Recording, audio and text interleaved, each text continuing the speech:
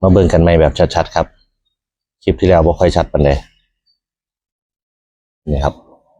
ถุงหัวอาหารเนาะการเปิดถุงหัวอาหารเห็นนี่ล่ะเห็นสายเพื่อนนั่นคล้องกันอยู่บ่ครับนี่สายตัวนี้เพิ่นลอดเข้าไปเห็นบ่เพิ่นลอดเข้าไปปั๊บว่านี่แต่เพิ่นมีสายนี่ไหมขันอยู่ไหมเนี่ยเห็นบ่เพิ่นมีเส้นนี้ขันอยู่ขันเฮาเอาเส้นนี้ออกครับเอาเส้นนี้ลอดขึ้นมาโอ้ย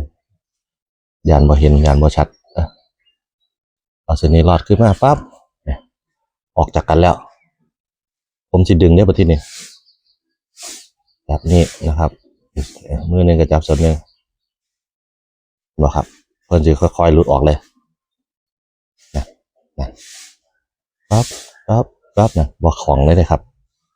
พอนี่หนึ่งดิบ่ยากนั่นดูละครับ